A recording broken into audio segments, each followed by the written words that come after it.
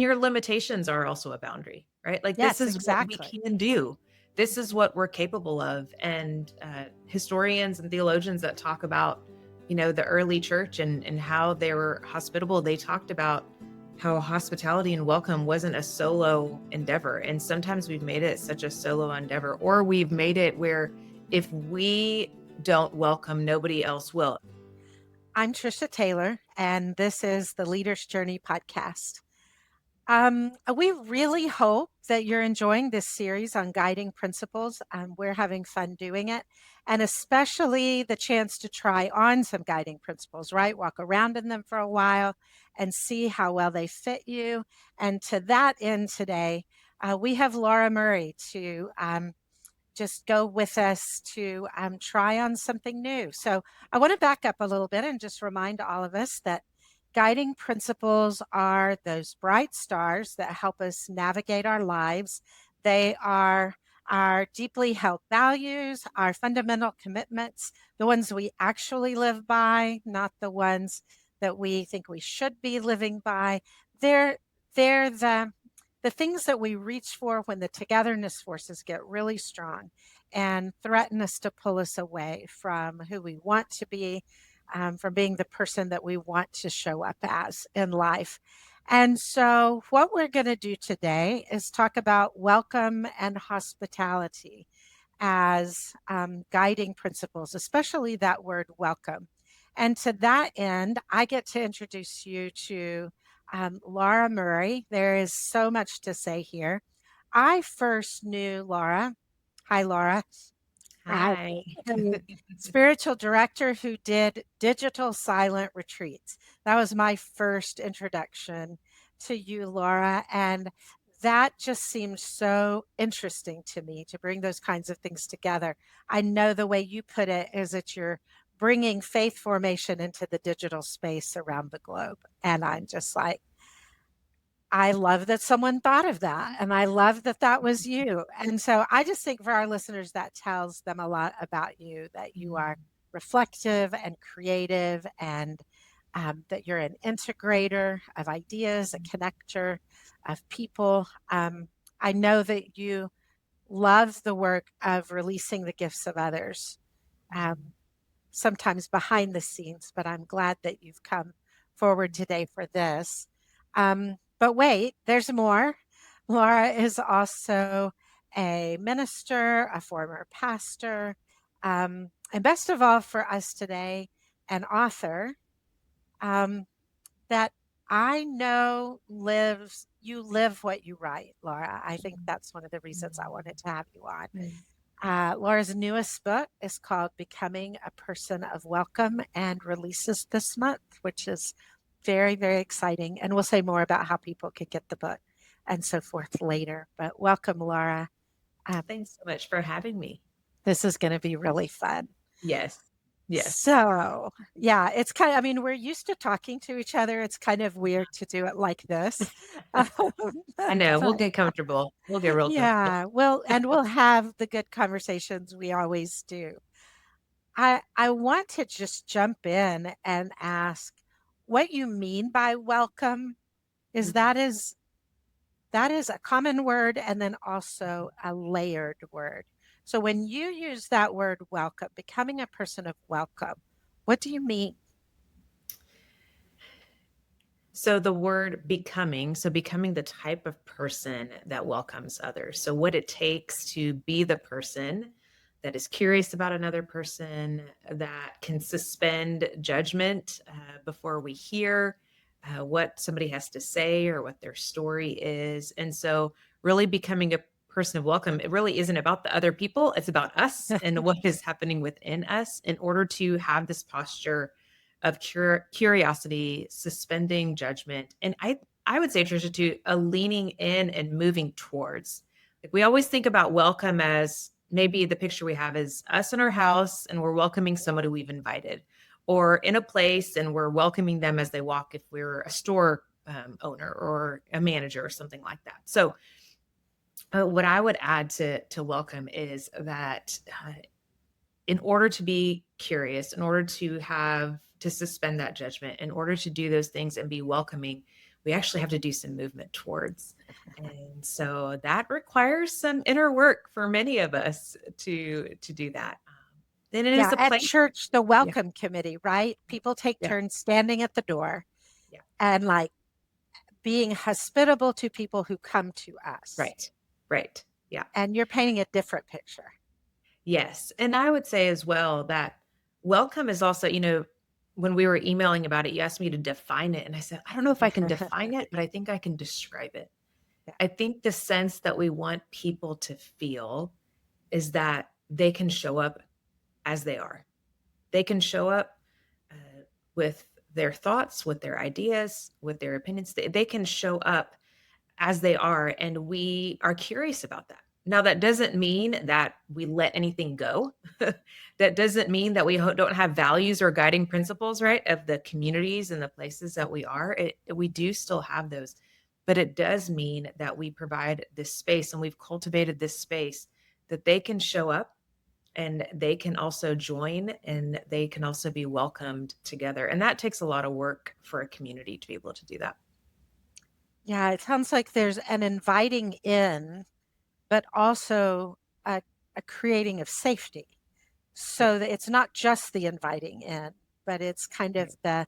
the thing we are inviting people into is that they are Mhm. not judged. I love that you said that several times, that we're curious, that we're not judgmental. Um, and so part of what I was thinking is you said we want people to feel a certain way. And my first thought was, I want to feel that way, Mhm. right? Mhm. Like I want to be a person of welcome Mhm. because I want to live in a world where there is more welcome, Mhm. if that makes sense. And Yes. curiosity is one of our core values at the Leader's Journey, and we talk about it a lot. We'll be talking about it in this series. And it seems like you're taking it a step further, that welcome is maybe like the real life application Mhm. of curiosity as a concept. Yes. Yeah, I think so, and I've had conversations about curiosity because it is such a great thing, but it also can come, with agenda. Sometimes we Yeah. have curiosity and we have an agenda behind it, or we have curiosity and we still have some assumptions, Uh, and that's normal, that's human. But for us to truly welcome is that we suspend those and that we, put those to the side as much as we can. And because we all know what it's like to be quote unquote welcome somewhere, but then you feel the agenda, you feel oh, I was just part of something that they were trying to accomplish. It wasn't really me they Yeah. wanted to see. There was a there was something they wanted from me. And now there's nothing wrong with asking somebody for something or expecting something from someone, but let's not hide it behind curiosity, or let's not hide it behind something that isn't true and real, if that makes Yeah. sense. It's one thing to say that we are welcoming and to open the door. Mhm. It's another thing, like you're saying, to not only suspend judgment of you, but to suspend my own agenda and let whatever happens Yes. happen in this, to let you be who you need to be and I can be who I need to be. Yeah. You spend in the book, you spend a lot of time. I love this, that you really just take this idea of welcome and you unfold it, layer by layer. And I love that you do that in a way that is both you unfold the concept of welcome, but also the application of it. And you give us ways to reflect and questions to ask ourselves and experience our own experiences to dig into and so forth.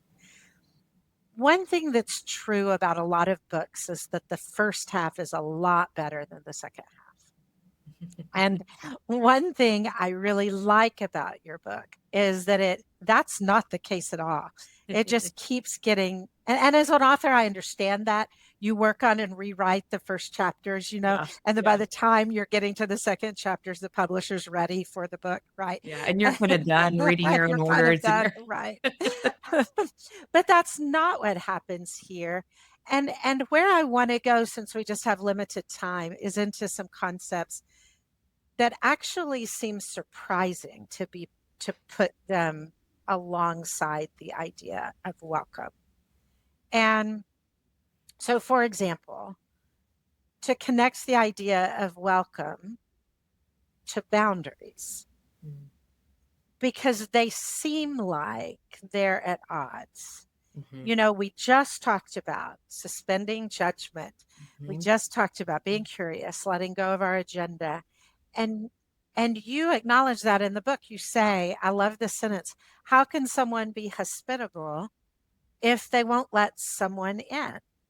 Right? And which is a great question. Mhm. And so I want you to answer that question. Yeah. Well, first of all, it is not easy to live out because I just will say it's not easy to live out. Yeah. And No. as we think about our own lives, and if you're a leader in a space, we're all leaders in some spaces. We're overseeing something, we're leading something.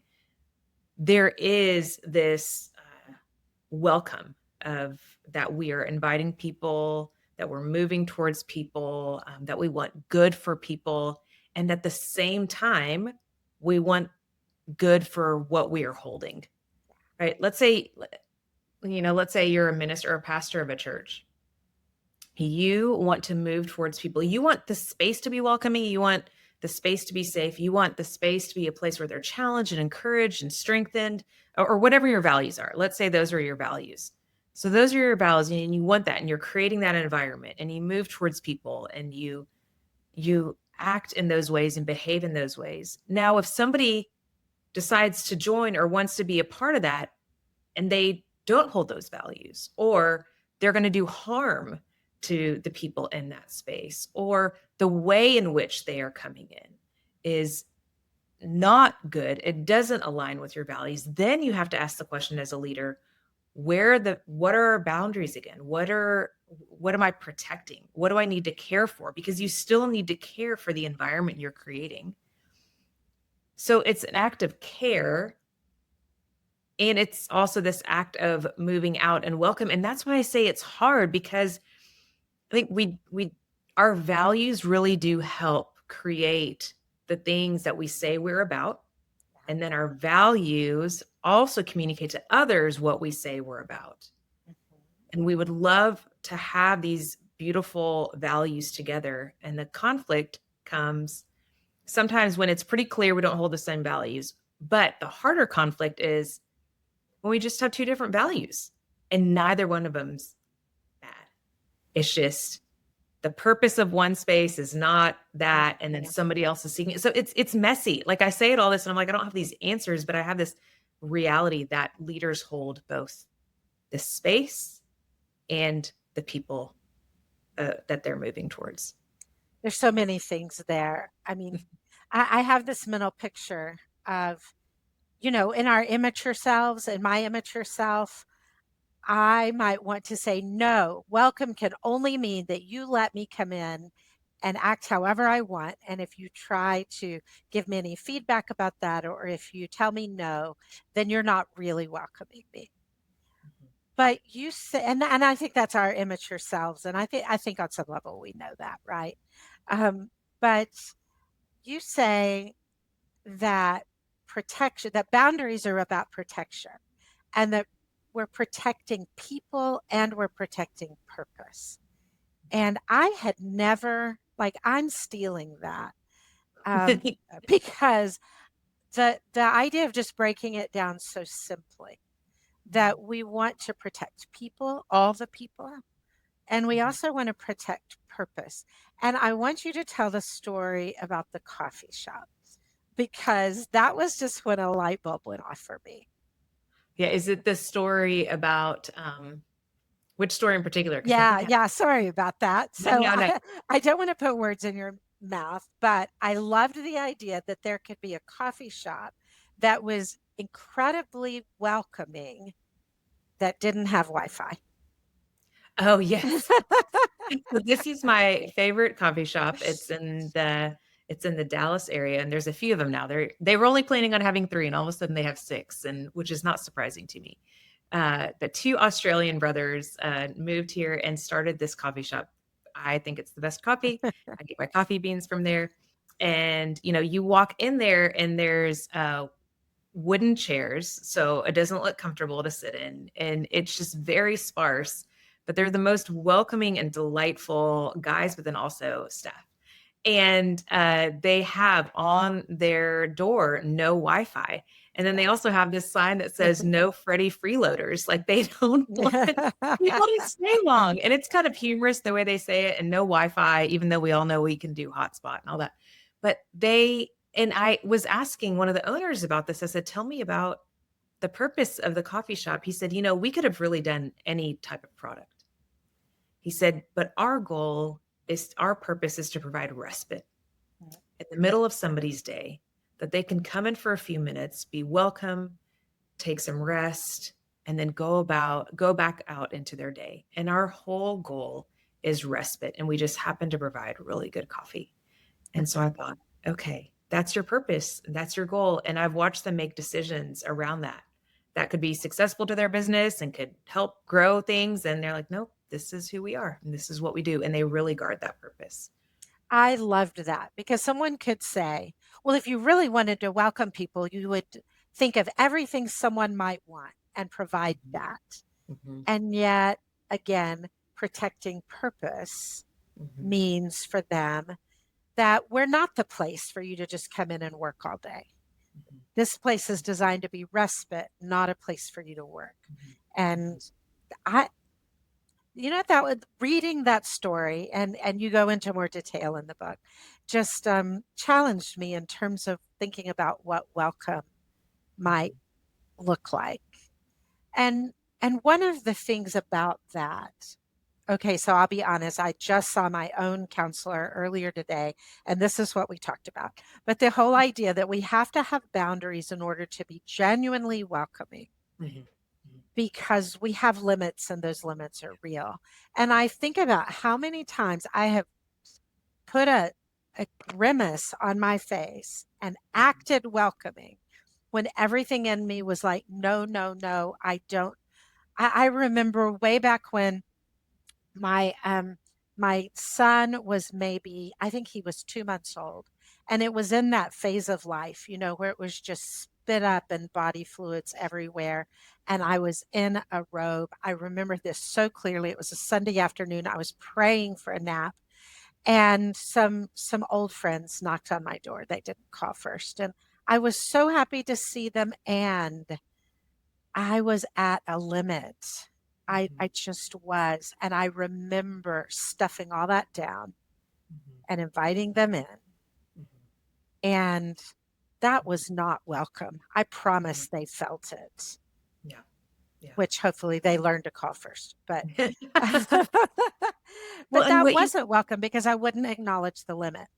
Right. And your limitations are also a boundary, right? Like Yes, this is exactly. what we can do. This is what we're capable of. And historians and theologians that talk about, the early church and how they were hospitable, they talked about how hospitality and welcome wasn't a solo endeavor. And sometimes we've made it such a solo endeavor, or we've made it where if we don't welcome, nobody else will. We do need to welcome. I'm not saying that, and not use it as an excuse. But when we hit our limitations, we're not being welcoming. And at least for me, I'm thinking, oh, I must, I don't know, some type of savior complex or some type of, I must do it all myself. And we're not meant to do it all ourselves. And I think part of working with boundaries and limitations and welcome and hospitality is, who else are we also joining in hospitality and welcome with? Like, how maybe somebody else's values would be more welcoming for this person in their community. Maybe somebody else's values would be more welcoming here. And I don't, gosh, this gets so tricky, Trisha. I mean, as you know, it's so tricky, so discerning. It involves all these things, but I do think that we assume that we're supposed to be the only hospitable ones or the only welcomers. And yet there are others that can be welcoming and hospitable as well. And we get sometimes a little bit of a savior complex around that. That I have to do everything and I have to spend everything I have in terms of time or energy Mhm. to make sure you feel welcome. And I have to do it all by myself. Mhm. And I can't protect myself and I can't protect anyone else in my life. I mean, Mhm. really, if we go too far down that road, it's either I shouldn't have limits. I should just, if I'm truly welcoming, I'm going to give everything away. Um, or um, Well, I don't know. I think maybe we can just stay there that I shouldn't have limits. And Well, and yet we do. I think there's a grief in that. I mean, just to be honest, I think there's a grief in that I can't welcome everyone. Yeah. There's a grief in having limitations. I think and at the same time, there's this soberness of going, right, you're human. Yeah.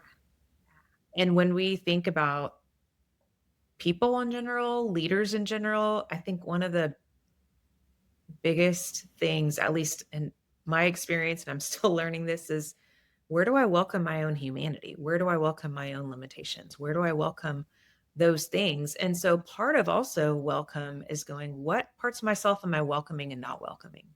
Mm. And so I just wonder about the pressure we put on ourselves when it comes to welcome. And this is where I've heard a lot of stories of leaders who put the pressure on themselves to do lots of things. Um, I don't really know where I'm going with this, Instead so I'm of gonna stop. thinking about I can't offer what I don't have. I have to welcome myself in order to be genuinely welcoming of other people. And maybe it's also that axiom, right? Like if you can't really say no, then you can't really say yes. There's just something about um, this kind of hospitality has to come from in us, Mhm, not be imposed on us. mhm, Because what I'm hearing you say is there is a real, you are inviting us, and your book does this in chapters like 1 through 7 or whatever, a really pretty rigorous and also very creative way of thinking about welcome that will challenge us.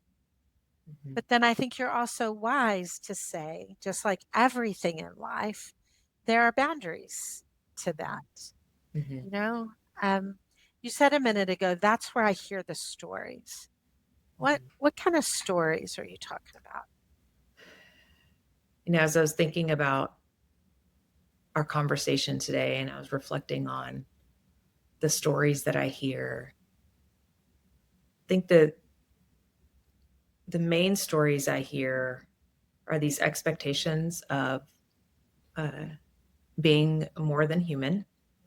Mhm. And the stories I hear is that leaders are so busy at the work of welcoming others that they've lost the ability to be welcomed themselves.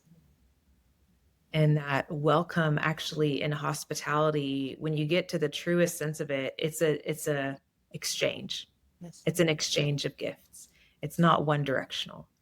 And I think that's why we have a hard time as well, because as the one doing the welcoming, as the one moving towards the others, we hold power. We think we have control. And a lot of leaders want to do this. They're shaping environments, uh, they're leading others, they're solving problems, they're setting the example.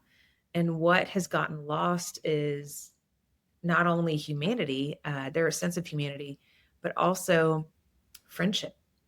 And when Mm. you talk about friendship, that goes two ways. And I remember when I stepped away from pastoral ministry in a congregation, I was hanging out with some friends, some new friends. We're at their pool, their kids were swimming, we were talking, and I mentioned something to a friend. I don't even remember what I said. And he said, "Oh, you're learning to be human again." And I thought, what what does that mean? It hit me, but I didn't know what it meant. And I thought, oh, where did I lose my humanity? And I might have lost it in serving. I might have lost it in moving towards others. I might have lost it in not realize I had limitations. I might have lost it in over functioning. I lost it in lots of ways. And so as I listen to leaders and I hear their stories,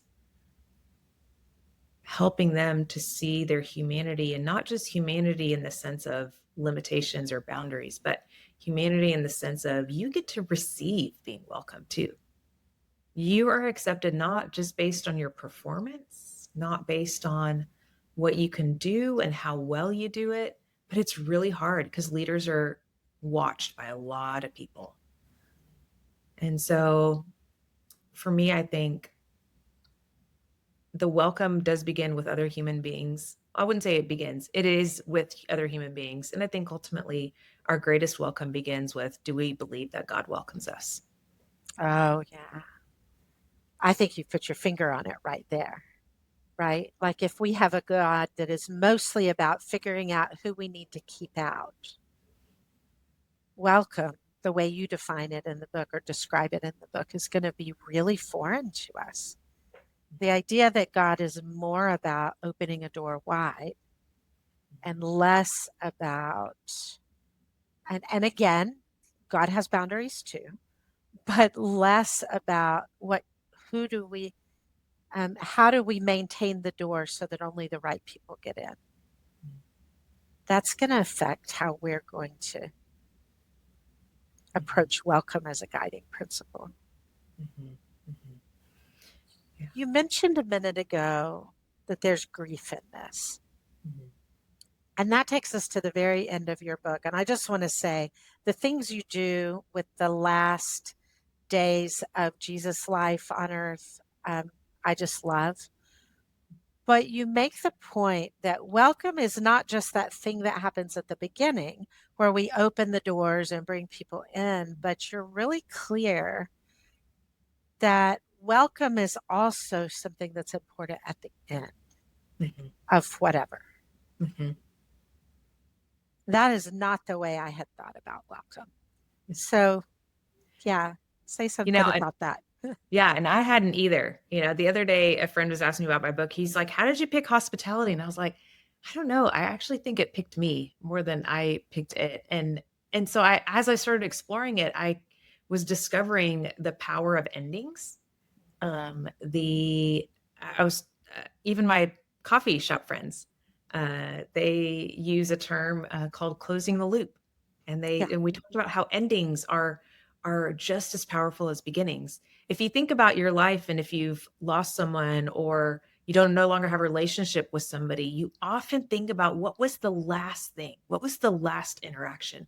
So endings are incredibly powerful. They linger with us, and especially when those endings are unexpected, they can really shape us in ways, or unexpected, or not what we thought, or painful, or but there's a lack of closure. And so I think about the life of Jesus, and I was thinking about it again this morning, and that when he returns, when he is resurrected, he comes back to his people, and he comes back to them all uniquely. And one person I talk about in particular is Peter, that he comes back and he repairs.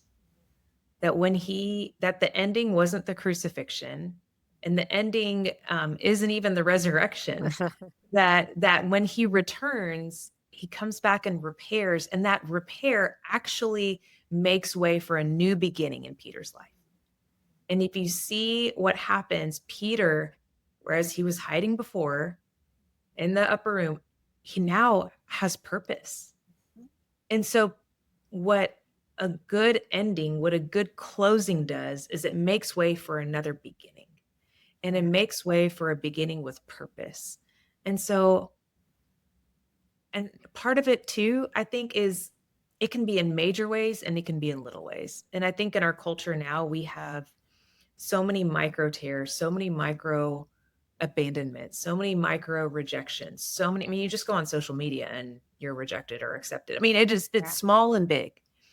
And so when we do the work of a return, then we are able to go towards another person and to be able to remind them they're not alone.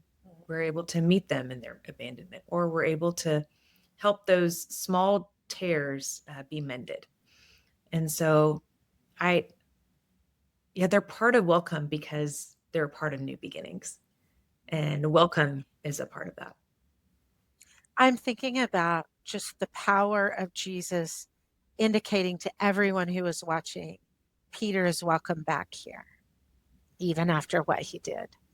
And then Mhm. I'm I'm going to welcome Peter into a new purpose, like you said.